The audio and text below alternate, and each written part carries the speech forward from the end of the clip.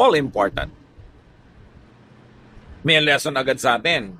Spend money for health and wellness. Do not spend health for money. Marami mga young people, they spend all their health to make wealth. And then later on, they have the wealth but they are sick. So they spend all the money to get well again. Maraming mga hanap buhay at maraming mga trabaho, mga kapatid, kahit malaki ang kita, unkind to the body, unkind to health. I-consider din natin yon. Hindi ka lang kita ng pera kung ito naman ay nakakasira sa iyong kalusugan. Hindi ka sobrang nagpupuyat, hindi ka sobrang nagpapagod na walang kapahipahinga kahit malaki ang tubo, kung ito naman ay nagbibigay ng pangmatagalang atraso sa iyong katawan. Dahil pagdating naman ng panahon, wala ka ng kalusugan, uubusin mo ngayon ang pera mo, kakahanap ng kagamutan.